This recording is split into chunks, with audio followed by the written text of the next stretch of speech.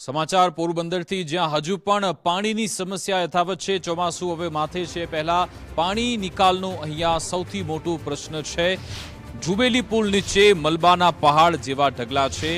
ઘેડ શહેરનું વરસાદી પાણી દરિયામાં જતા અટકશે। 5-6 વર્ષથી નીચાણવાળા વિસ્તારોમાં પાણી ભરાતું હોય છે। તંત્ર પાસે મલબો હટાવવા ભારે મશીનરી જ નથી।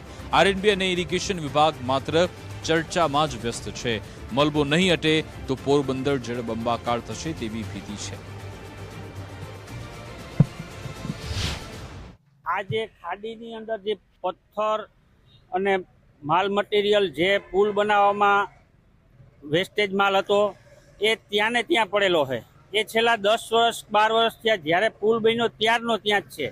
અને એના હિસાબે પોરબંદરની અંદર જે પાણી વરસાદનું ઉપરથી આવે છે એ જાવક દરિયાની અંદર થતી નથી। એના હિસાબે આપણા નીચાણવાળા વિસ્તારોની અંદર પાણી ફરી વળે છે। અનેક ઘરોની અંદર માલ મિલકતમાં નુકસાન થાય છે। જીવજંતુઓ ચોમાસા દરમિયાન દરેક ઘરની અંદર ગરી જાય છે। અને 3 જિલ્લાનું પાણી ઘેડમાં ભેગું થાય છે અને ઘેડનું પાણી આપણી ખાડીમાં, પોરબંદરની ખાડીમાં આવે છે, જુબેલી થઈને દરિયામાં જાય છે।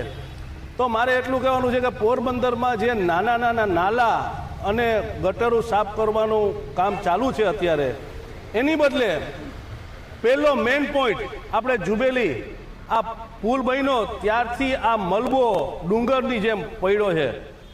તો આ મલબો શા માટે સાફ નથી થતો, મારો પ્રશ્ન એ છે। કારણ કે પોરબંદર ડૂબે છે આ ડુંગરોની હિસાબે, આ મલબો એમને રાખી દીધો છે। તો શું કોઈની આ માર્ગ મકાન વિભાગ, મહાનગરપાલિકાની કે કોઈની આ ફરજ નથી? આ પોરબંદર ડૂબે છે આના કારણે।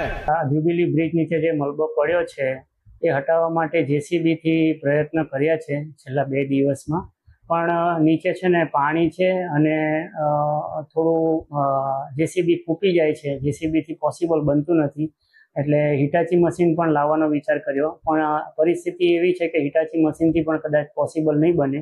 એટલે લાંબા બૂમવાળું મશીન રાખી અને ઉપરથી જે મલબો કાઢવો પડે એવું છે। એટલે અમે ઇરિગેશન વિભાગ મિકેનિકલ ડિવિઝનને પત્ર લખ્યો છે। એમણે 1-2 દિવસમાં મશીન આપવાનું કીધું છે। મશીન આવ્યાથી અમે મલબો કાઢીને દૂર કરીશું, જેથી પાણીનું વહેણ ઓબસ્ટ્રક્ટ ના થાય અને પાણીનો ફ્લો સારો રહે।